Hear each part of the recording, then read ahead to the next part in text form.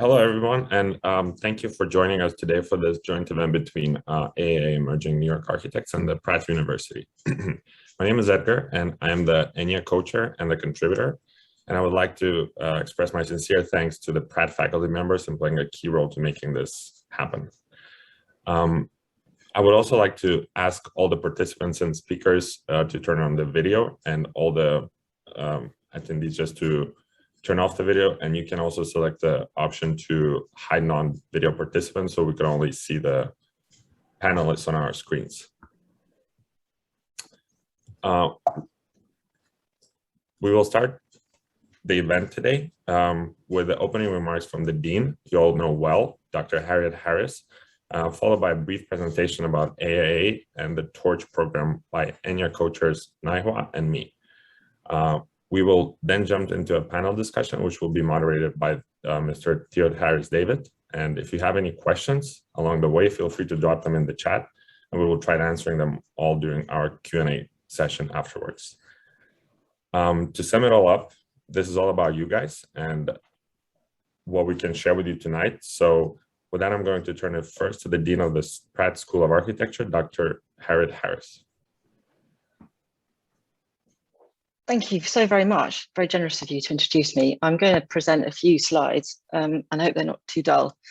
So first of all, obviously iterative slide, confirming event, welcome again. It's lovely to see people here, and I believe, this is one of many initiatives I hope that we will run with AIA New York. And so what I wanted to do was just to put into context the topic for this evening. I'm sure you're all aware that this entire initiative is geared around an inquiry into what constitutes this transition, as we like to call it, between college and the profession.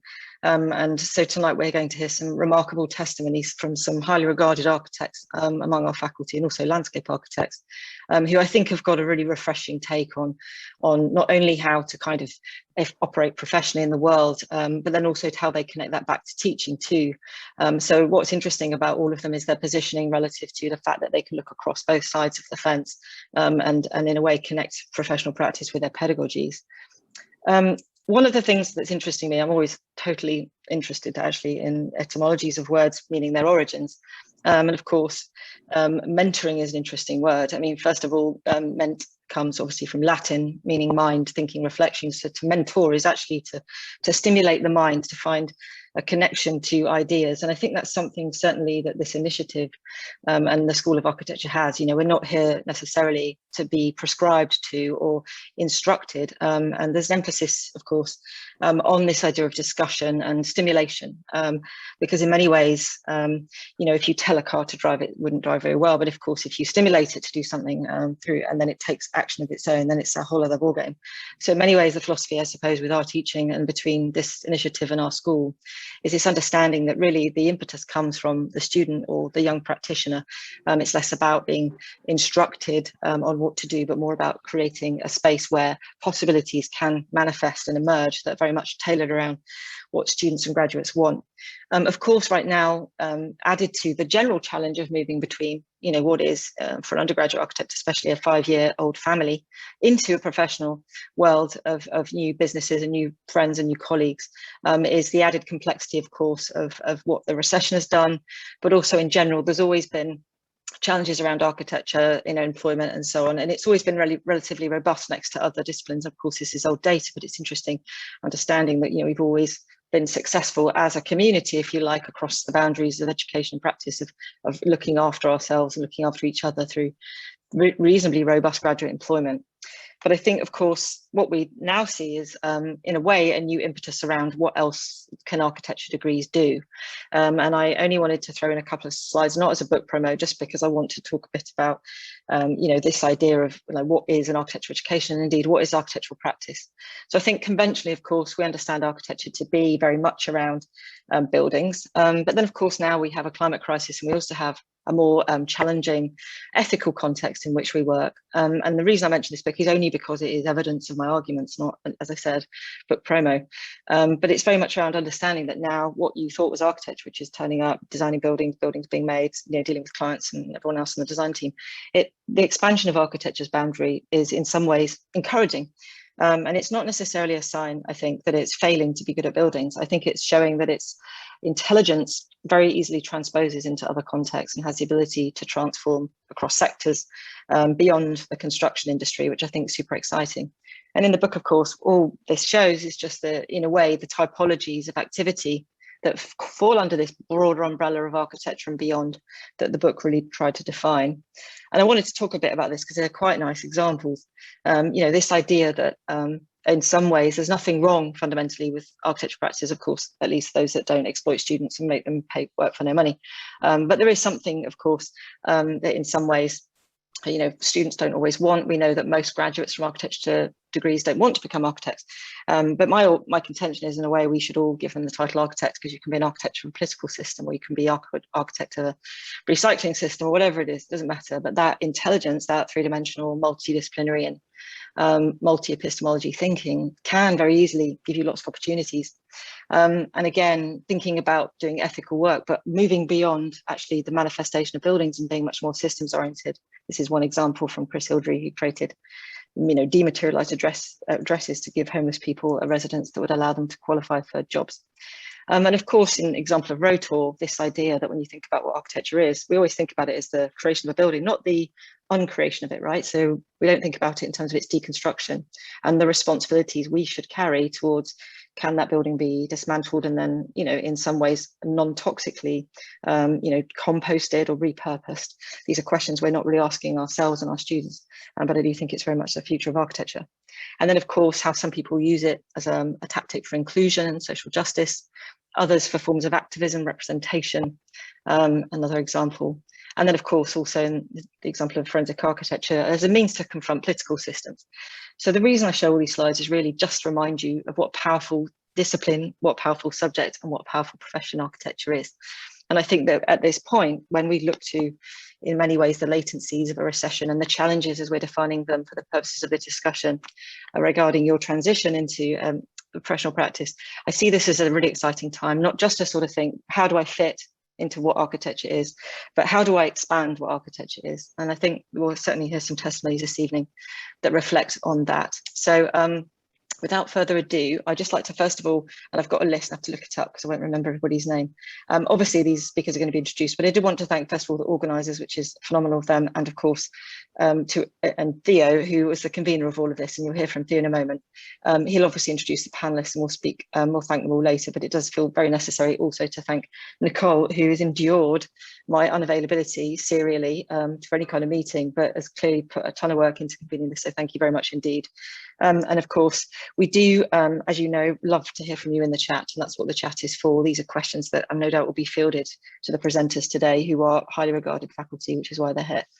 And just to finish off on this one comment about, again, this notion of expanded practice, we're talking about architecture, and maybe we're being a bit ungenerous because we're not necessarily demarcating here between a landscape architect and an architect, but I think architecting in a way is what we all are. So an architect of is it landscape? Is it political systems? Is it the environment? I think when we understand architecture as this, in a way, enormous mass of intelligence and activity and process and profundity even, that can have this acquisitional approach to new and niche market opportunities, as well as influence over other sectors and other markets, then it starts to become incredibly exciting. And I think that's where, again, what our potential is. And I think you'll start to hear a little bit about that tonight from the speakers.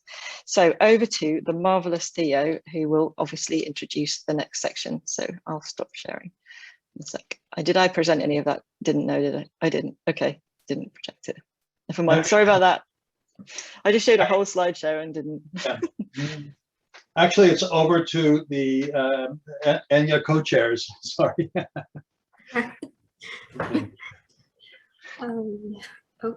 Oops. Okay, and thank you, Dean Harris, for sharing so many. No, so sorry. I didn't realize my computer wasn't projecting properly, so I do apologize. I'll put it in the chat and then you can all know what the hell I was talking about. Great. Okay, thank you. And I think there are so many important topics in architecture right now, and also as Dean said, there are different practices for you to explore. And so today, thank you all for joining us. I am Nisha Chen, and I am a Pratt alumna, graduated in 2018. Right now, I am an architecture designer and also a member of Emerging New York Architects Committee at AIA New York. And as Dean said, today we are going to talk a lot about professional practice.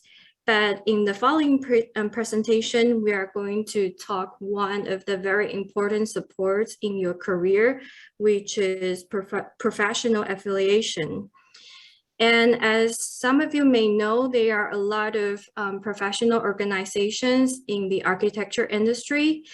And as members of ENYA, me and Eggers will focusing on an AIA today and also talk about what ENYA and TORCHU program is. So AIA, the American Institute of Architects, is actually one of the leading professional organizations for architecture professionals. It mainly provides the governance and leading a lot of important topic in design industry, such as climate action, equality in professions, and recently a big one is definitely resiliency in response to the pandemic. AIA also serve important missions like communicating the importance of architects to the public, and also it provide guidance of supporting and advocating rights for architects.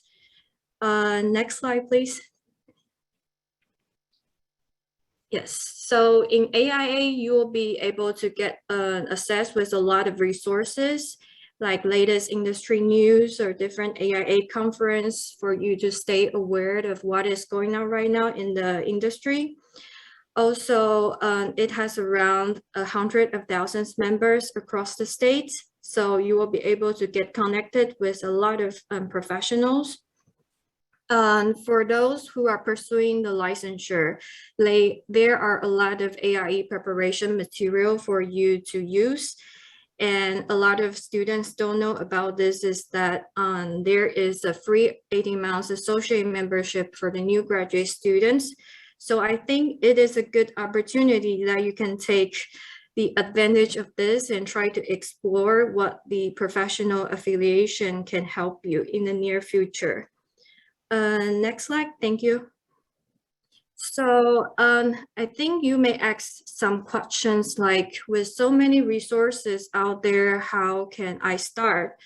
Well, from my personal experience, joining a local committee is definitely a good way to start with. There you'll be able to share your ideas or thoughts on the interesting topic, and with so many talented design professionals.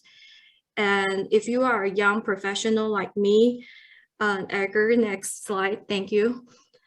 Yeah, the Emerging New York Architects Committee is definitely a good one to consider. We call it ENYA in short, and we are a group of young professionals based in New York who are licensed 10 years and under. And we try to encourage the participation and leadership with wide range of activities such as lectures, workshop, and design competitions. So as a member, you will be able to take on the leadership on organizing some interesting events or initiatives that are closely relevant to emerging professionals nowadays. One new initiative that ENYA has is for professional development, which is a networking and career series. There we encourage in introducing the emerging professionals to different firms through reviewing their CV and portfolio. So we also have a lot of events that are open to the young professionals. And even if you're not a member, so really we encourage you to stay connected and explore also different other organizations to sort of like step outside of the school and see what is going on in the industry right now. And next, I will let Edgar to talk about the TORCHU mentorship program. Thank you, Naihua. So if you're looking to get involved with AIA, definitely ENYA is a place to start. And a lot of people that are looking to test for their AIA exams or to just network for the first time, I don't know how to get started. I think that's the place to start, and specifically for New York City. But wherever you are in New York, there's an emerging professionals committee. You just have to look up your local chapter or local organization. So we encourage you to get involved because it's really important to find and trade ideas with your peers and as you move on into the world. So as Naihua mentioned, ENYA covers professional development, and one of the ways that we do that is through the TORCHU program. It was started a few years ago because we really wanted to encourage the idea of the mentorship. So who's involved with that? There are two parts, and the first one is the FAIA, which are the fellow members of AIA organization.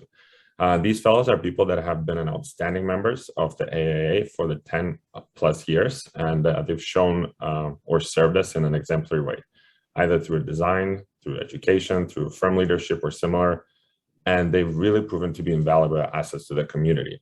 So we partnered with them with our own committee, the ENYA committee.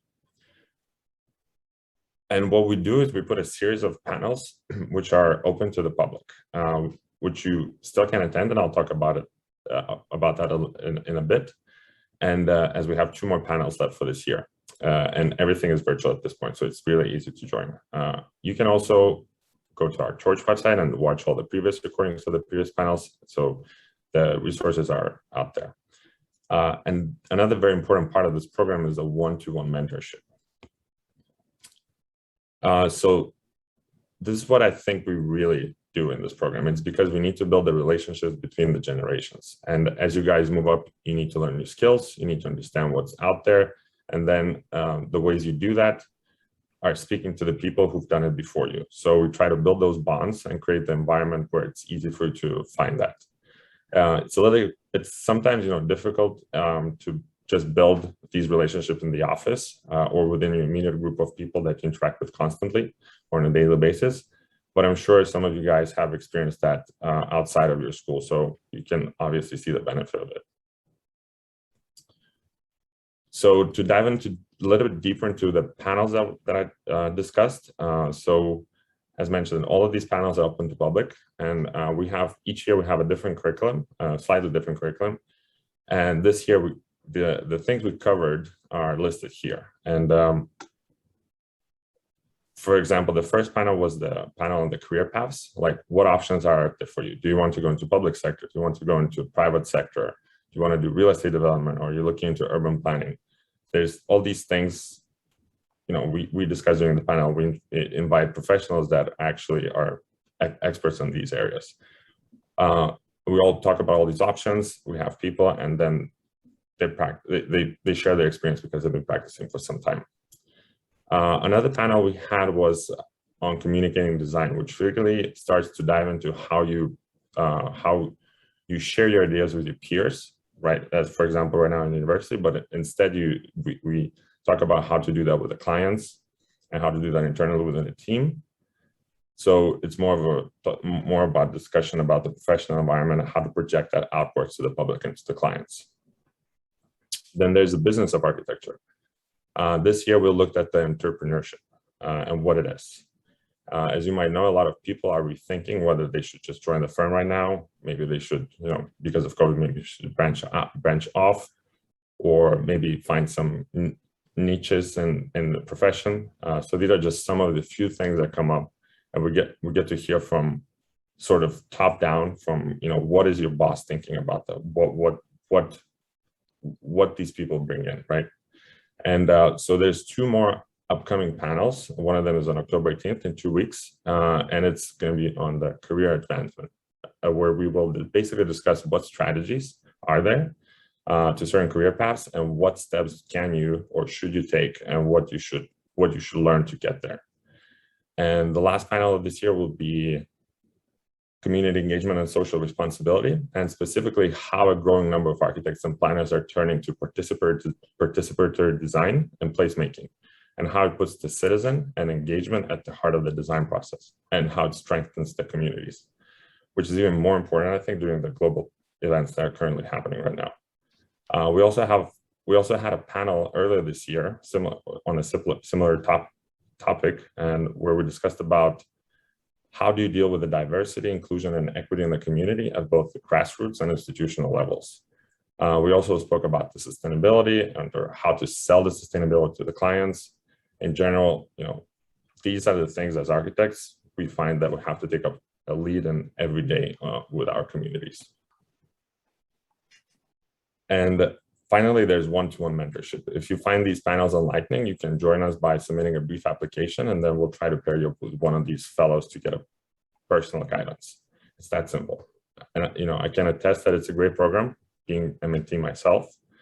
And I would encourage you to find it online, listen to the public panels, see what fits, learn about it more. And then you can, when you become a professional, start thinking about applying to one of these one-on-one mentorships. This is really a small step for you guys to learn leadership, learn what's happening behind the scenes, and jump ahead in your career with this kind of partnership with fellow members of AIA. So how do you find us? You can find us on the website. You can start with AIANYork.org. You can also find the ENYA committee on this website and also TORCHU mentorship program page. I'll share all these links later in the chat, so it's easier for you to find them. You can also follow us on LinkedIn or Instagram. And if you have any questions about ENYA, AIA, or TORCHU, we'll be happy to discuss that and answer them all at the end of the presentation, at the end of the panel, sorry. So with that, I would like to move on with the event. And we have really amazing professionals from Pratt today that have agreed to speak. And I'm going to start by inviting today's moderator, Mr. Harrid Harris David, to introduce himself and take it away. Thank you, Edgar. Thank you very much. It's really quite an honor for me to be invited to moderate what I hope will be a very interesting panel. And full disclosure, I am not Christian Amanpour nor Anderson Cooper. So I would like to begin just very briefly to tell you just a little bit about myself. I'm a teacher at Pratt, entering my scary 5th decade of teaching, both graduate and undergraduate design. I've been the former graduate chair, etc., many sort of other things. I've been very proud to be a member of the New York chapter of the AIA, where in the past I have served as chair of the Distinguished Architecture Awards Committee, and also served on the Honors Committee of the AIA, and most recently was greatly honored by the AIA by being nominated for the Topaz Medallion. And that's it. And I'm just continuing, and I'm just a full-time teacher. I come to this event having just been for 4 or 5 hours. Harriet, are you listening? on a jury of our students, which is always great. And I thought of our panel, and I thought of ENYA and the relationship that they happen to be second year students might in the future have. Anyway, so I would like to kind of sort of ask our panelists to briefly introduce themselves. So if we can begin just alphabetically, I'll just turn it over to Michael, and then Michael, you can, keep on going. Okay, Michael Chen. Super. Thanks, Theo. Nice to see everyone here. Michael Chen. I'm a sort of errant faculty member. I was very active until about 2018 when having taught sort of in all 5 years of the undergrad curriculum, including 10 years of teaching degree project with Jason Lee. But I've sort of stepped away since 2018 to sort of focus on the practice and other things, although I've always kind of kept sort of a strong association with Pratt. Many of the people that I work with at MKCA are former students at Pratt, and of course, having been there for 14 or 15 years, I think, the Institute is really, the School of Architecture is really kind of nurtured a series of professional and intellectual and personal connections that I've really, that have really been sort of sustaining for me over the years. I have a practice based in Manhattan, MKCA, Michael K. Chen Architecture, where 9 people at the moment, focused on primarily built projects, kind of organized extremely conventionally as a sort of architecture firm in the 19th century sort of way. Although I think our interests tend to be concentrated around both material exploration and craft, and sort of as expansive and as sort of inclusive as those categories can be. And also increasingly, I think we've turned our attention to how the work of architecture increasingly is both a sort of a site of collaboration and kind of community building, and also how the work builds social value. So the last sort of important association of mine is that in March of 2020, I was a co-founder of an organization called Design Advocates. It started as 6 firms, and we've grown since in the last 18 months to encompass about 250 firms who participated in DA events, kind of gathered together at the beginning of the pandemic to share resources and kind of try to find ways to benefit our communities at the onset of the pandemic. We've worked on close to 100 projects, both ranging from small pro bono projects to increasingly sort of larger commissioned institutional and larger scale commercial projects more recently, kind of straddling the categories of emergency COVID response for small restaurants and other small businesses, to providing services to sort of essential social services agencies and nonprofits that serve disadvantaged communities, initially to kind of help them adapt their spaces and operations to the pandemic, but increasingly kind of trying to utilize this moment, as I think many of us are, to think about how the future of these organizations and the way that they utilize their space and kind of occupy space can be sustaining for them. And sort of through Design Advocates, we've engaged in a number of interesting collaborations, both between the participating offices, all of whom are small firms of 20 people or less. And we've helped to stand up a city program with the Economic Development Corporation and the AIA to kind of help small restaurants partner with individual architects who can help them open outdoors pro bono. And then increasingly, we're sort of looking at other categories of partnership with the Department of Transportation and the Department of City Planning, looking at the Open Streets program, the Open Restaurants program. We've also done a bunch of reopening plans for the performing arts, reopening plans for a series of New York City public schools, and I've just started kind of in a really interesting way, started to act a little bit like a mega firm, where we've been asked now to submit qualifications for larger commercial and institutional projects, like a grocery co-op in Kingston, and a major performing arts space in the Brooklyn Navy Yard. So sort of a really interesting way of kind of outgrowth of this association of small firms, kind of ragtag firms who banded together, who can act like a much larger firm. Thank you. Thank you, Michael. Carol Klein. Hi, my name is Carol Klein. My introduction of myself is going to be pretty concise, I think. I do a lot of teaching. In fact, I maybe am very promiscuous as a teacher. I am based in Los Angeles and am currently at SciArc, like at this moment. However, I teach at Pratt also, not this semester, but this semester I'm also teaching at University of Pennsylvania and Washington University. And I share a practice with my partner, David Rue, and the practice is primarily a kind of research practice. And so it's very tied up in the work that I do and my partner does, teaching. So the practice as research informs or infiltrates and contaminates let's say, the things that I teach, and vice versa, the things that I'll teach will end up coming back.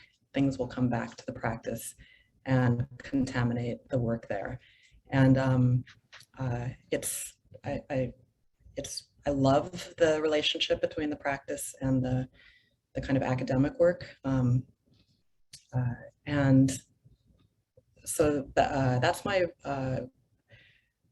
that's perhaps me. I'm also a licensed architect, strangely, but I don't know, my practice and my teaching are kind of live far away from practice. But perhaps we'll talk a little bit more about that later. Absolutely. Yeah. Thank you, Carol. Rodney Leon. Oh, thank you, Theo. I guess my description will be somewhat concise as well. My practice is Rodney Leon Architect, PLLC in Manhattan. And our practice focuses on, I would say, a combination of public space design, cultural spaces throughout the city and different parts of also the country. And it also concentrates on providing services to not-for-profit and faith-based sacred space kind of clientele, whether it be churches, mosques, and others. And we also do some residential work. My primary interest, I think, is more recently in working with, I would say, community organizations and others to help to use architecture in a way to begin to redress the lack of equity in public space and creating spaces of public memory, and tying that into the current movements that are going on throughout the country in terms of us reevaluating history and the role that architecture plays in establishing and a memory of who we are as a society. So recently, some of I've been touching bases with other academic institutions to start to look at that in an academic way as well. So recently we had a studio in planning school at NYU, Wagner, around establishing places of memory in Lower Manhattan and reevaluating and relooking at the evolution of like Lower Manhattan and trying to establish places of memory there. I'm going to be doing a studio in the spring semester at Yale. It's going to be looking at memorial for the transatlantic slave trade in Washington, D.C., proximity to Georgetown. And, I've been using, I think, for a number of years, architecture as a medium for me for exploration of cultural and historical context. And I think we're in a very interesting time in our country and our city to begin to really, people are really starting to explore that and see the value in that. And it's a very exciting time. I think that we'll have more time to talk about, I guess, in the rest of the program, mentorship and the role that mentorship plays in terms of the paths that we take in our practices. And for me, my experience as an alumnus of Pratt, graduating in 1992, and having many mentors that were professors, practicing architects and professors at Pratt, I think played a very formative role in allowing me to have the courage to go out and to start my practice at an early age, relatively speaking, and also to have the courage to also teach and practice and go back and forth. And I've had the privilege of being able to teach design studio at Pratt, as you know, for a number of years on and off, and hopefully be able to do that again sometime in the near future. But I think that the academics informs my practice informs what I do academically, and for me that's the path that I've been able to take, and I feel blessed to have an opportunity to talk about that today. Thank you, Rodney. And then can conclude Signe Nielsen. Hi, everyone. Good to be here. So I am the non-architect in the group. I'm a landscape architect, founding principal of MNLA. And we've been in business for about 40 years and have 30 plus employees. I really appreciated what I just heard Rodney say in terms of what he bases his core values on, and also Michael, that we view ourselves as a firm that really tries to transform sites for both environmental integrity and community resilience. And the spectrum of projects are largely public sector, recently a strong emphasis on waterfronts and resiliency associated thereof. But I also want to pick up on something that Edgar talked about at the beginning, which is all of the related activities that I do. I mean, I guess I forgot to say that I'm a professor at Pratt in the undergraduate and graduate schools of architecture, and also in the placemaking program. And I'm not quite up there with Theo, but I have just rounded out, or starting my fourth decade at Pratt. So I guess I just wanted to pick up a little bit on what Edgar said with regard to related activities. We do a tremendous amount of pro bono work in our firm. And in fact, I made a decision as a principal that I'd rather do pro bono work than competitions, because it has more, I think, value to communities. I'm also presently, and have been actually for 11 years, president of the Public Design Commission. That gives me an opportunity to see a great deal of public work throughout the city. I've also served on various panels for the U.S. Green Building Council, assorted mayoral initiatives on resiliency, written a bunch of articles and books on sustainable design.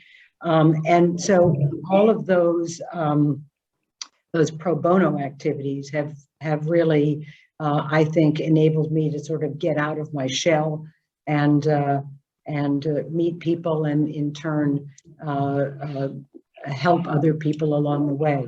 So I'll conclude there.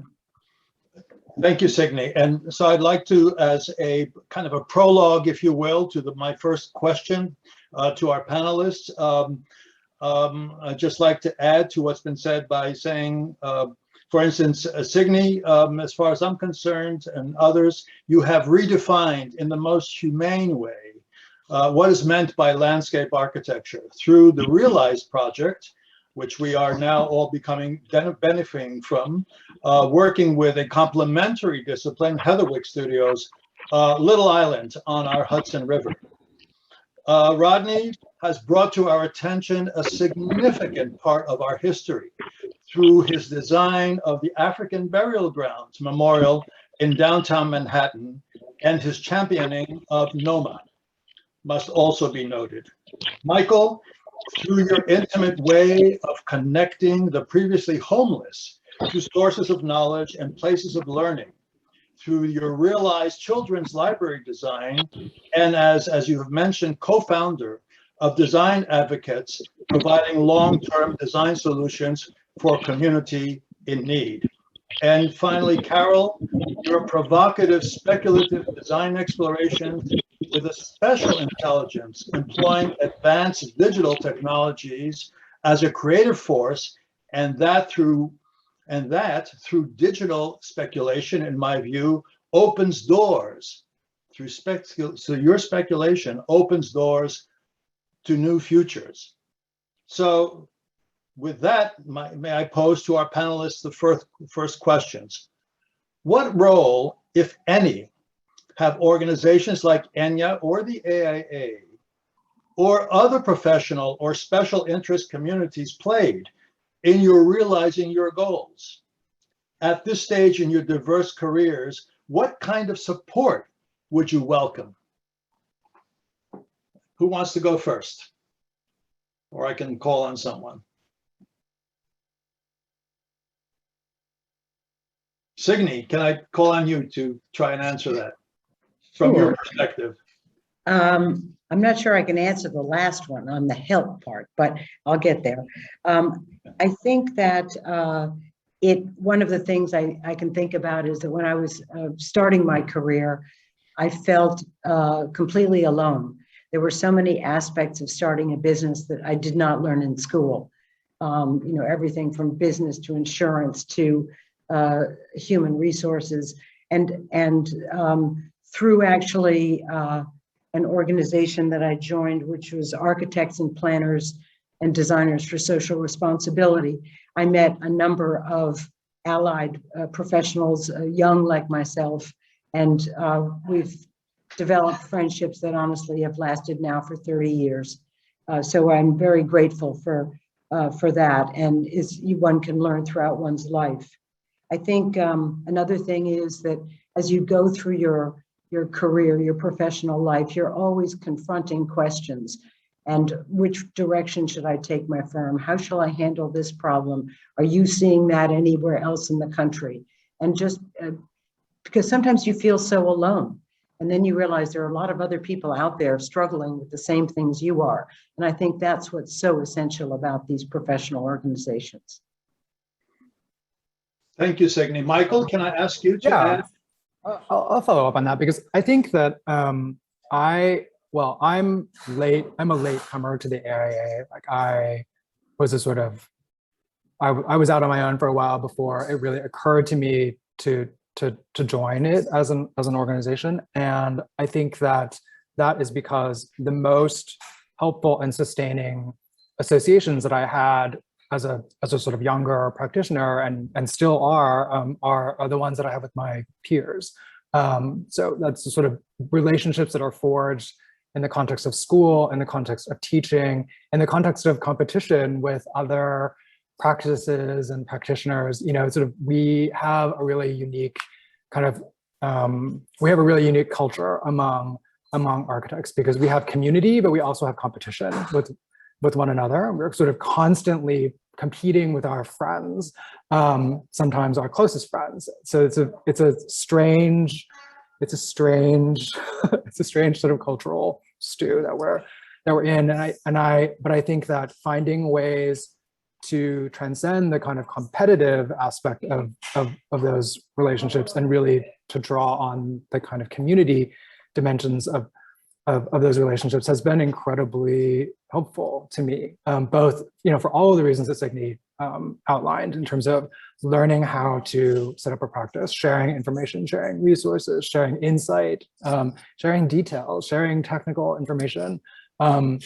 And then also kind of more recently, you know, in the sort of history of the brief history of design advocates, it's been incredibly sustaining as a way to ask questions about how our practices can better comport with our values, and what we need to do, you know, in many ways, sort of like kind of contrary to the received wisdom of organizations like the AIA, which are slower to change, how we can kind of constitute our practices in ways that are consistent with our vision for how professionals should be in the world, and how practices should be in the world. And I think that more recently, you know, having been more involved in organizations like the AIA, you find that those organizations are actually full of people who are thinking the same thing as well. And so and there are kind of enormous resources that are available to help you to think through those problems as well. So I mean, I think it's you know.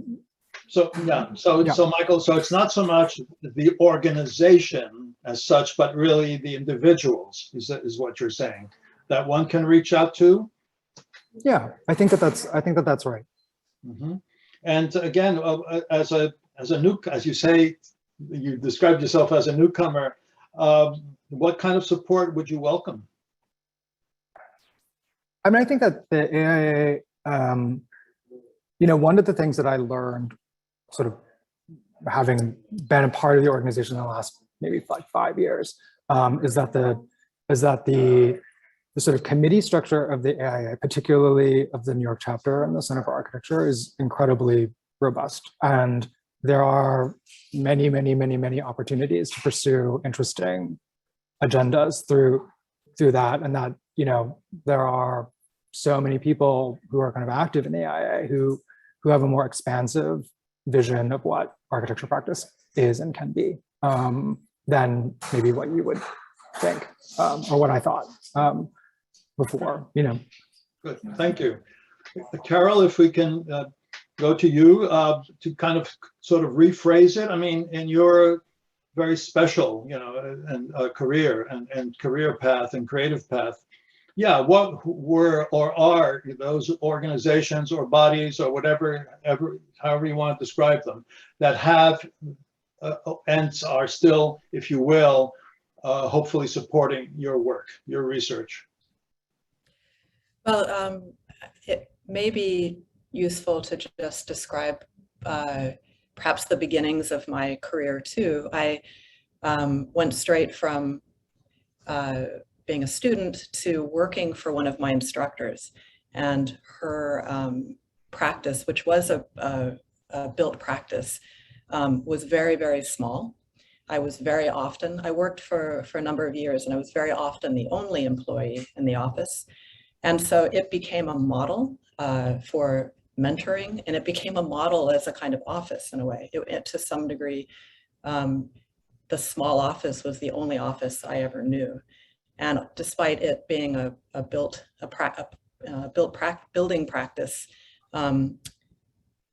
she's continued to teach, and she actually mentored my teaching in the beginning also. So I began teaching and understood the relationship between teaching and this kind of small office practice then. And so I would say that also kind of, let's say, it was my relationship to mentorship. It was my relationship to support, and it was a kind of model for those things too. So perhaps now I maybe model myself as a potential mentor in a similar way. However, if I'm looking for support, I'm looking most likely to either peers or to the institutions that I'm working with, the academic institutions. That's interesting, very interesting. We'll hit on some of these points a little bit later. Rodney, please. Thank you, Theo. I think that in many ways, my experience was parallel to what Carol was describing.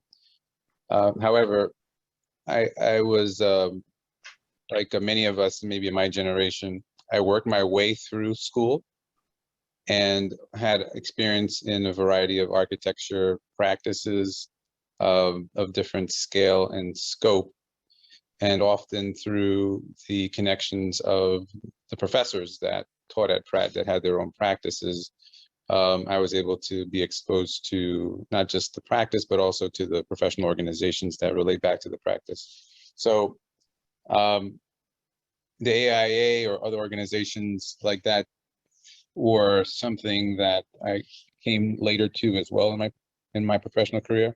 But early on, I was a member of the AIAS at Pratt, and I felt that was in some ways even more helpful, what I was exposed to as a student in terms of opening up the world of possibilities at a very early age. So to the degree that I think that maybe the AIA can begin to, or other organizations can begin to maybe reach deeper in a mentoring way to students that are in architecture school, to start to give them a sense of what the possibilities are for career practice, not just even a traditional sense of architecture, but the realm of possibilities for architectural education, the way that Harriet was talking about it early on, I think is very important. Because, you know, for me, I think architecture is an education that can be applied in numerous ways outside of the traditional practice. And, you know, I think that I was able to see multiple practices because of my work experience while I was going to school and after going to school. And I think it all kind of started with many of us, like Sydney, are familiar with, who are older Pratt folks, you know, Sidney Shelloff. And when Sid, I remember one day, I'll just, if I don't want to bore anybody, but I was a pretty ambitious student. And I remember I just walked into Sydney's office one day, and he had his, you know, Yale banner, and Sydney was always in his three-piece suit and his Brooks Brothers bow tie. And, you know, Sydney was my professional practice instructor. So, you know, I was a sophomore, cocky, thought I knew some things.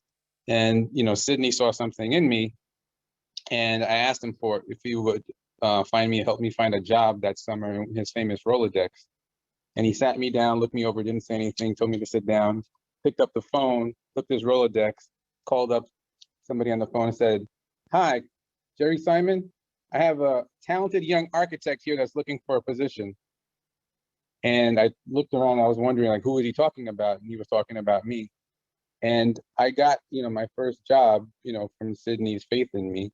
And that was the kind of thing that happened at Pratt. And, you know, that person hired me, and I never even saw the person who hired me for a couple of days, but they took me in and mentored me based on the word of Sydney Shelloff. And that was the kind of, I think, faith that in young people that we need to have, and to give them opportunities to grow and to learn. I went on to work also for, if you guys remember, Mayers and Schiff. And Bob Mayers was another one of my second-year professors. Many of you guys might know him from the TKTS that they did in the office. I worked for Ted Sherman as well. And that was a wonderful experience working in a larger multidisciplinary firm and learning there. And I also worked for Harry Simmons Jr., who passed away when I was in graduate school, who introduced me, I think, to community work and faith-based work that I'm still carrying on that tradition in my own practice.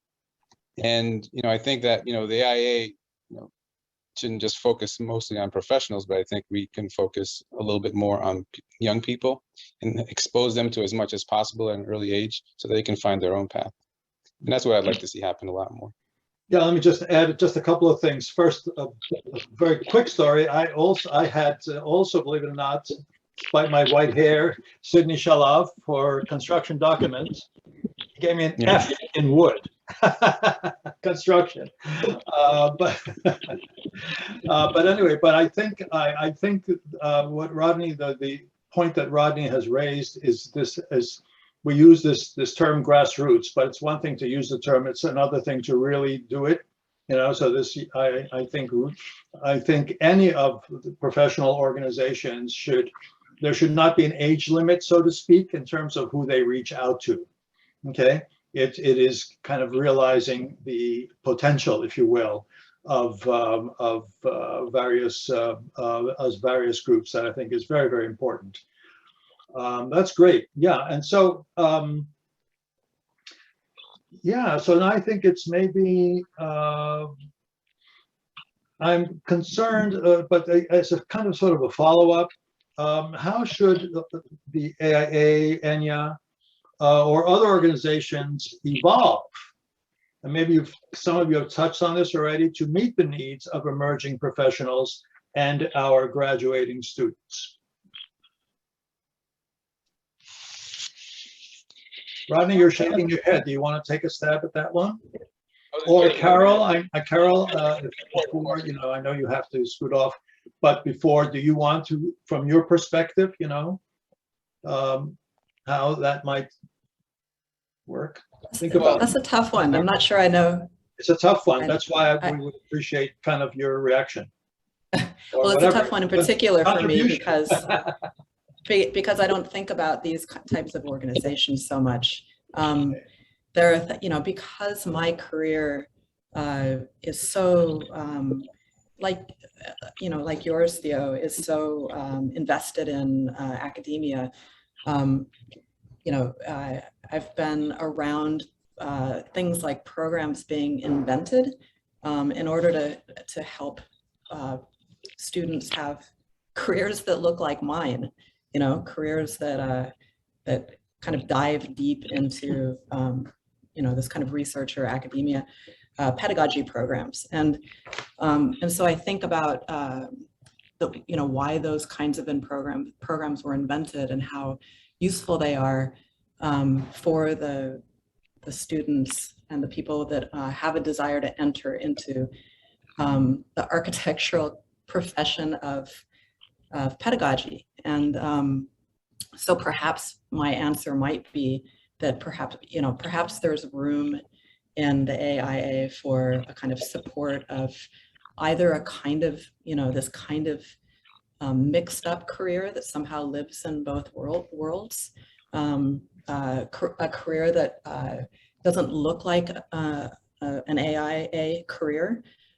Perhaps the AIA would be interested in kind of looking more carefully at the kind of minutia of kind of career possibilities and think about how they might be able to kind of touch those and either support them or somehow become involved in them, or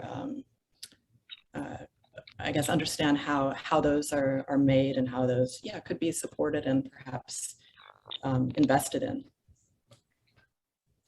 Great, thank you. Yeah, other points of view. I mean, I think the great thing about my four colleagues here is their incredible diversity, if you will, and that's why it's kind of so interesting to hear from each one of them individually. Rodney, do you want to take a stab at this one also? How should the AIA or other organizations evolve to meet our needs or the needs of emerging professionals? What more would you have liked to have seen, let's say 30 years ago, whatever, 20 years ago, whatever it's been since you entered the profession?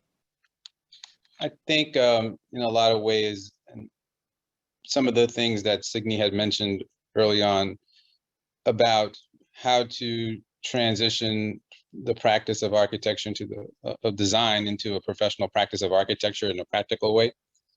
The business of architecture, not to, I think coming out of the academia, there's almost kind of a bias against, being a good business person or being able to sustain oneself financially. But obviously, in order to do good work and to be able to practice, you have to be able to understand certain things like that are perhaps mundane from an academic perspective, like insurance and project management and those different types of things that are critical to being able to function. And the importance of, I would say, like interdisciplinary, not just interdisciplinary, but this collaboration in general.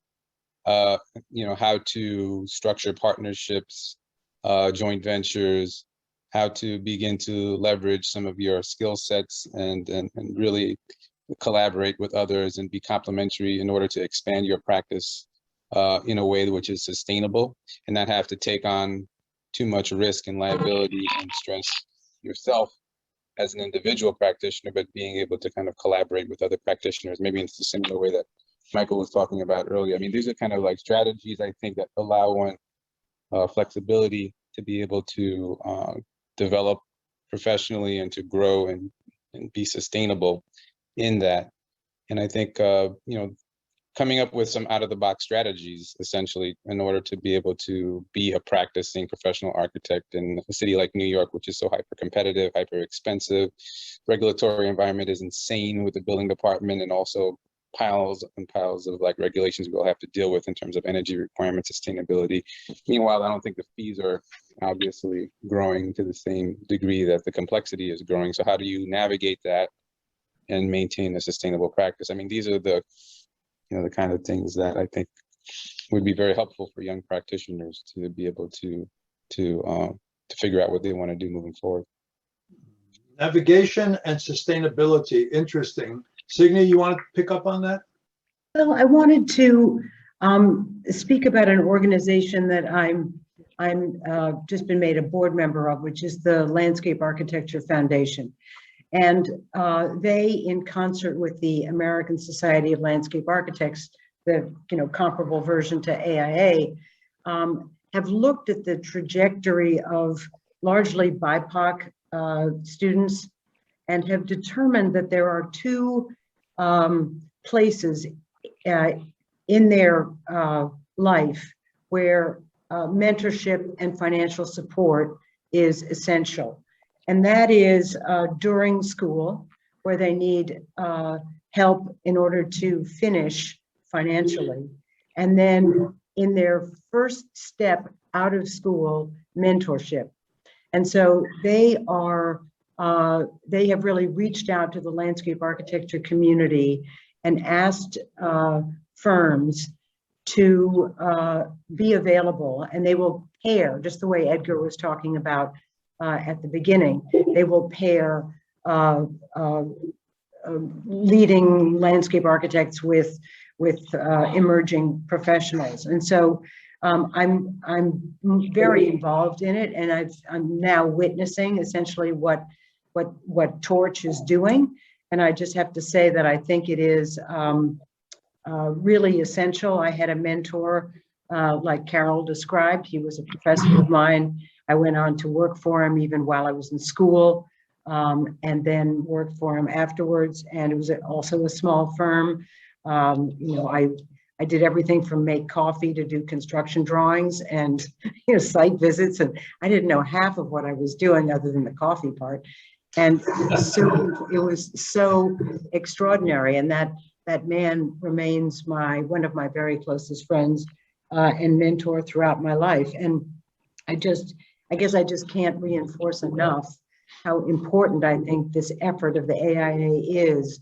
And I just encourage the AIA to look hard at BIPOC people, because that is a we need to nurture this lack of diversity in our profession, our collective professions, in a very, very serious way. And the research has now been done, and it's really manifest why there's such a high level of attrition. So anyway, that's my plug. Right. Thank you. You've all touched on the issue of mentorship. So let's discuss mentorship. Okay. So my next question is related to that. I mean, some of you have touched on it, but I'd like it perhaps discussed a bit more. Mentorship, what has it meant or does it mean for you? For our students, how would you define it for the students? And how and why outside of the workplace is it important? Mentorship. As opposed to, supervision. We're not talking about supervising. We're not talking about checking up on you. We're not talking about, whatever, things like that. As I think Signe implies, and others perhaps, it is a more kind of sort of the possibility of a more kind of sort of almost personal, if you will, or a relationship where things can be discussed, okay, that relate to your own, that somehow it's not one size fits all, where there are different kinds of mentors, different kinds of mentorship out of necessity, because we are obviously dealing with people that are diverse, and that in the very best sense of the word will become in our profession even more diverse in the future. And therefore a whole perhaps other level of mentorship is needed. I mean, I'm just throwing that out there to continue our discussion on this. But Rodney, what do you think, in terms of how mentorship might evolve as our profession evolves, hopefully in a positive way?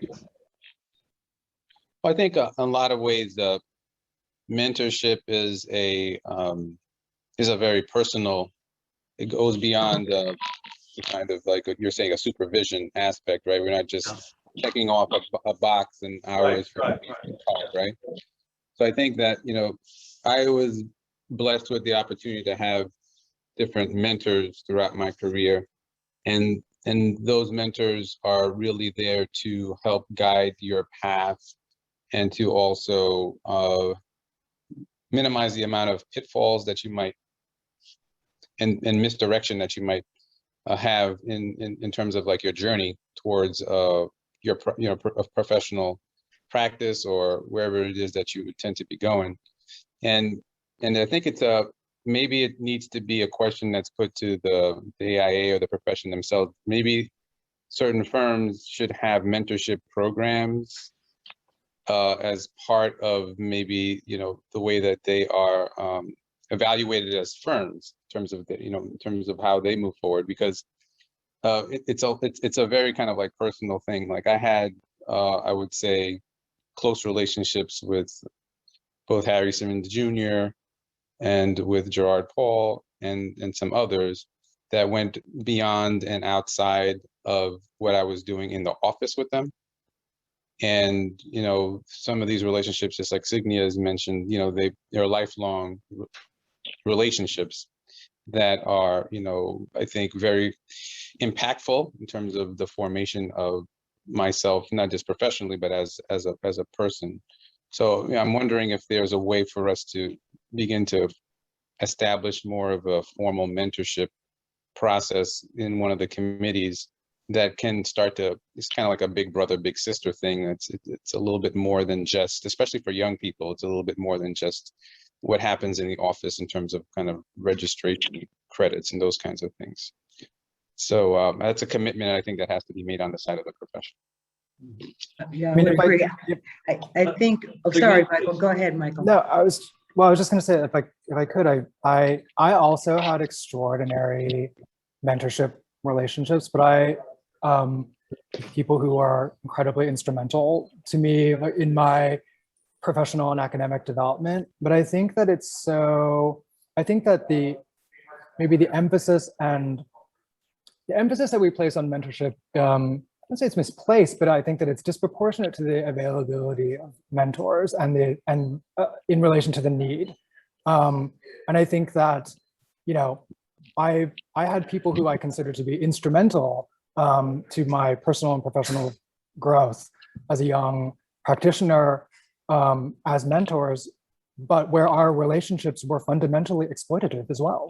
And so I don't think that I think that in the sort of, while I think that making mentorship more available to more people in a kind of productive way is, I think, to the way that Signia and Rodney are talking about, is about redefining our definition of what constitutes design excellence. And sort of how do we measure excellence in the profession and in our discipline? That traditionally those things, these kind of additional factors like mentorship, like diversity, are considered to be additional on top of pre-existing or kind of otherwise definable modes of excellence.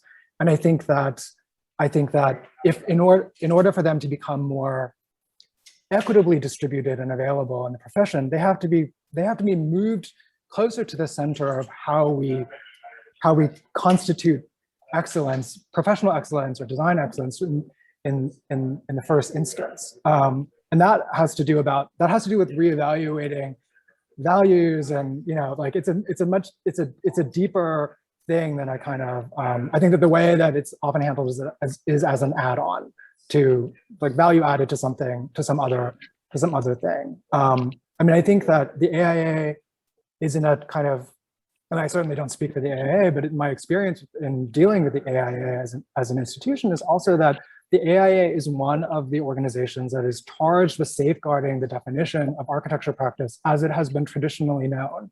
And while there are conversations that are occurring within the AIA to kind of relitigate exactly what those definitions are, they're still bound by, you know, the requirements of licensure and kind of the state administration of professional practice and all of those things. And so there's a limit, I think, to how much an organization like the AIA can be the agent of change within the discipline.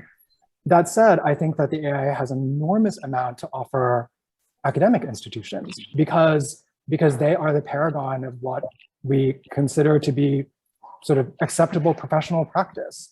And I think that many of the exploitative relationships that certainly the ones that I kind of you know, was very kind of grateful to engage in as a young practitioner started in the academy, and they kind of perpetuated outside of the academy, right? So I think that, I just think that the AIA has a lot, actually the introduction of sort of what it is to be a professional in an academic environment is actually an incredible kind of incredibly useful and productive sort of overlap that is maybe could be taken advantage of more than it often is. Okay. The way I think about it is that I mean, the AIA is simply a facilitator here. And while I agree with you that many of the things that you say about it being a slightly ossified organization, may or may not be true. I'm an honorary member of the AIA. I certainly feel the same way about the American Society of Landscape Architects, which is why I try to do all of my work through the Landscape Architecture Foundation, which is much more nimble. But I think the point is that the AIA has a capacity to identify individuals on both sides and help pair them.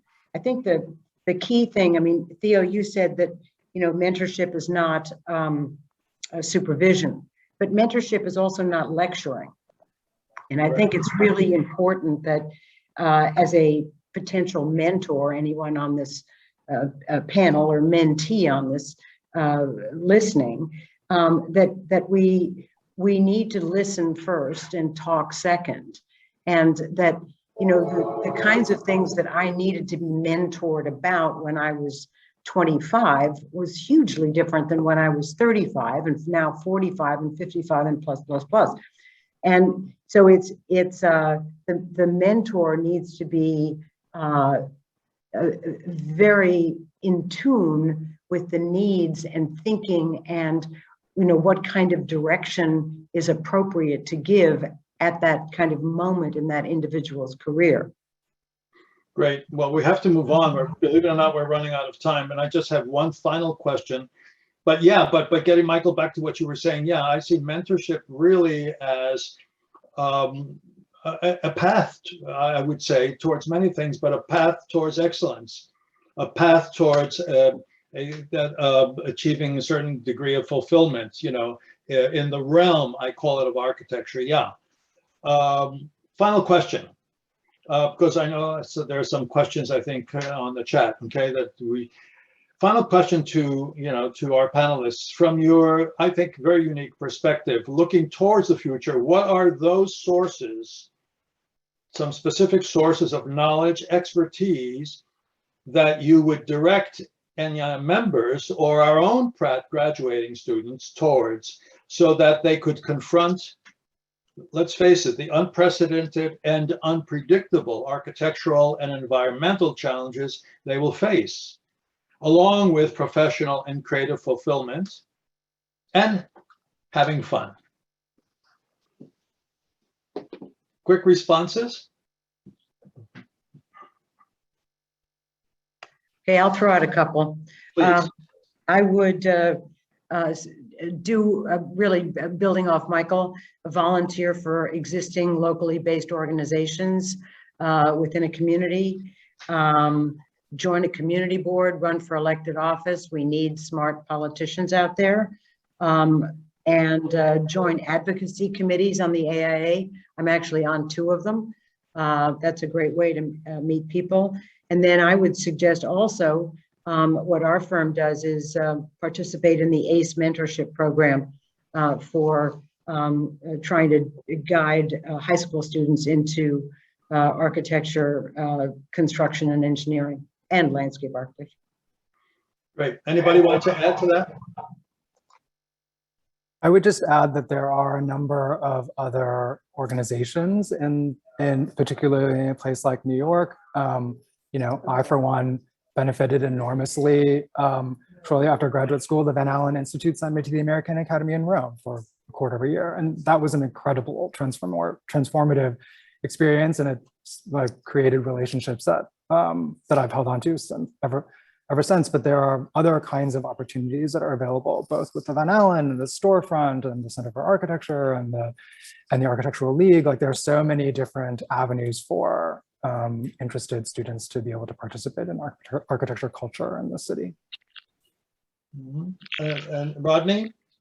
I mean, one of the things that I've been able to do is I try to align practice with my own passions. And, I've been on the board of different not-for-profit organizations, and you can often provide great advice or pro bono services to those not-for-profit organizations in their search to grow and to provide the services that they provide, and often don't have the resources in order to be able to actually hire an architect at first, or to participate in a project, but in order to guide those organizations in the right path, I think joining organizations that you're passionate about. I'd also think about taking the time to work in the capacity to advise your alma maters or educational institutions and volunteer time in that way. I just happen to be on the Pratt board of diversity, equity, and inclusion. I was invited to join recently. So, that's been a very enlightening and I think very fruitful over the last year experience in terms of being able to just provide my own input and insight into the efforts across the institution to broadly begin to diversify both faculty and also the student body at Pratt. And another thing that we used to do, I was part of like an alumni organization called the Black Alumni at Pratt. And I used to give these talks, which are like these career day talks when I first started out. So, there's an opportunity to influence young people through that type of like interaction and engagement and voluntary work through the academy as well, and to give them a sense of like what it is to be a professional practicing architect. So, those are three. Yeah, thank you, Rodney. If I may add, and then we really got to begin to wind up. If I may add to that, then I can imagine really, and maybe this is what we're doing today, from which I am very grateful to ENYA and the AIA for asking, is really emphasizing the need for our relationships as graduates of, let's say, Pratt, but it could be any other institution, to be, how shall I say, more substantive in terms of our professional developments, in terms of new kinds of sort of partnerships or relationships that may exist between that body that's called Pratt, let's say, that gave you an education, and those other bodies that will facilitate or support you in using that education for your good and for the good of the people you're meant to serve. I think that, that's my kind of sort of take on it, this kind of sort of, more integrated relationship, if you will, between the professional bodies that we depend on or we look to, like ENYA, of course, and others, and those sources of knowledge, learning, et cetera, schools that taught us what they taught us. I'd like to to wind up. Also, I'd like to invite Naihua or Edgar or of course Nicole, if you guys have any questions for our panelists.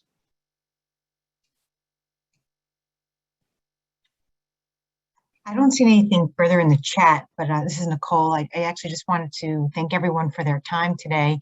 I've been taking notes and throughout the presentation, there's a lot for us to take back to our group and to really, to think about. Our goal, and I'll let Naya and Edgar maybe add a comment, but our goal is really to foster meaningful connections with students and academia for the students who will be embarking on their professional careers. And, I think one of the things I heard today was sort of kind of a common comment was about reacting to how practice has changed today.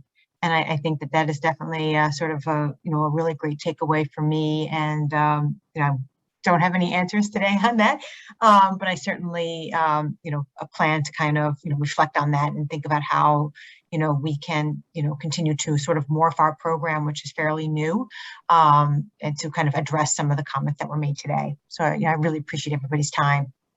Okay. Well, great. Then I'd like to also, first of all, to ask our panelists, Rodney or Michael or Signe, if they have any kind of sort of final remarks before I ask our dean to also add some remarks, final remarks.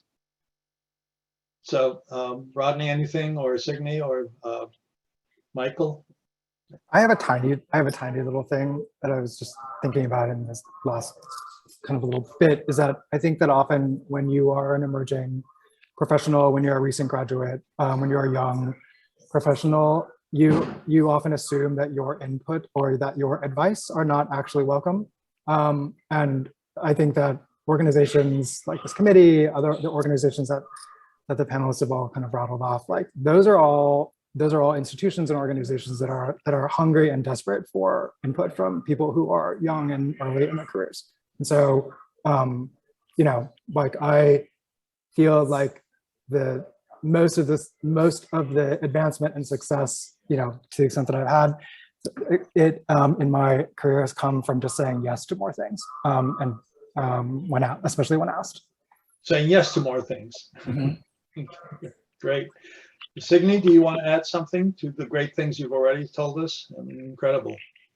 Yes, I would just say that, you know, finding your own path is a challenging thing to do, but there are many people out there who are prepared to help if you are prepared to reach out, and it's just important that we respect each other's growth.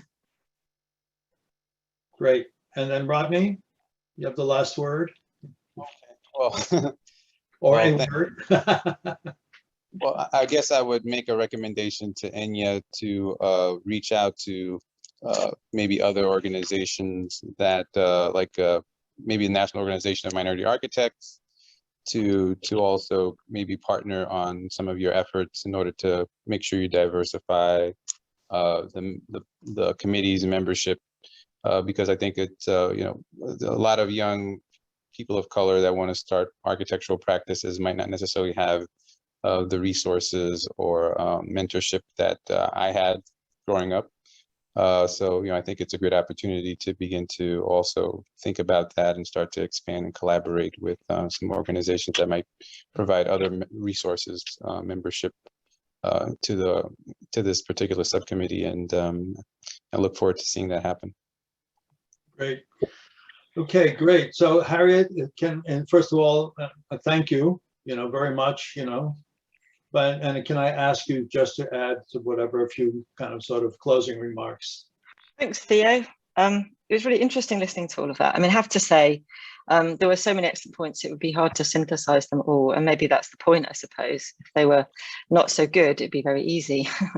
But I was interested actually, first of all, in, you know, this, what felt like very much a kind of XY axis strategy for mentoring. So it's not just about, you know, mentoring in this kind of like diagonal position, somebody, you know, on a trajectory up forward in a career and someone at the top of that trajectory looking down on the mentee, but something more, I think, about a diversity of ecological approaches here. So I thought one of the things, and this is a little bit synthetic, is the idea of this identity mentoring. Like we are in the school at the moment about to launch a faculty mentoring program for DEI, because we know that at the moment it's not just about the professional representation, if you like, diversity of representation in the profession, it's also about, in a way, the footprint or the imprint that academe creates regarding the future of the profession in relation to diversity. So I thought that a lot of the comments seem to kind of lend themselves to this notion of finding, you know, a mentor who is very much someone you can identify with in lots of different ways. I also think from my experience of being, you know, mentored, is how important failure is. And I think there were a few moments when that was alluded to, that there's often an expectation from your mentor that you just want to hear about how to be successful. And I never think those stories are all that valuable, really. I think sometimes it's, or at least exclusively valuable. I think it's also incredibly important to understand what failure looks like and how to recover from it. And so I think, you know, for the mentees to think about this, sometimes when we go through struggles in our practices, we slip below the balance sheet or whatever, profit and loss problems, dodgy client, you know, these aren't stories that aren't useful. They're very useful for the mentees. They're incredibly useful for students to understand that that rough and smooth is what professional practice is. And actually being assured that you recover from these things is essential to impart, not just always present a kind of shop front of excellence, which sometimes mentees seem to think they need to do. And, you know, more radically, there are lots of, I think, suggestions here about co-mentoring. I mean, we certainly within the School of Architecture under Ana Gonzalez-Lara launched about a year ago a buddies program. So all incoming students get a buddy from another year in the school that in a way is a kind of proto-mentoring. So, you know, we talk about pedagogy and curriculum, but I also think this kind of mentoring thing needs to be situated in the curriculum to allow students to become the next generation of professional mentees or mentors even. And so that buddy program is working quite well, I think, for incoming first years. And I also think as well, you know, I mean, certainly with my mentors, and I still have my mentors, you know, some of them are running TV companies, you know, it's not what you'd expect. I think that we often assume that the best mentor is somebody who has the same size practice as us or likes the same typologies as us. And we can learn a lot. We can never learn quite so much if it's not sometimes looking across other sectors and other leaders and other initiatives. So I think that that kind of, you know, again, coming back to this, you know, darting around the XY axis of possibility in relation to mentoring advice is really, really important. And then just to finish actually on, I think, a point that an expansion of, and maybe an iteration of what Michael said, which is that, you know, mentoring is a two-way street. Professional practitioners learn an enormous amount from students. They know what's avant-garde, they know what the trends are, they know what new technologies are. And it's never just about someone in a position. It's not sensei mogwai, you know, it's not Karate Kid. You know, it's not that kind of like stroke once, twice thing. It's like properly full on a dialogue, I think, where you really do have that exchange of intelligence. What mentees don't often realize is that they inspire, they direct, they reboot, they reconnect practitioners from often very important educational experiences that they've lost or, you know, hasn't resonated with them for a while. So there's often very much, I think, that you know, exchange of energy and excitement that I think a lot of the speakers today alluded to. So that's my pithy summary of all these rather excellent remarks. But I did want to conclude just by saying a more coherent thank you, of course, to Nicole Dosso, and obviously to Pratt JUD alum who've been pioneers of this event, and to Nye and to Edgar for all of the hard work in putting it together, and to all of the attendees and speakers who did a really fantastic job of having a very generous, open and inspiring conversation about mentoring in general when one transitions from school to practice. So thank you, everybody. Thank you. Okay.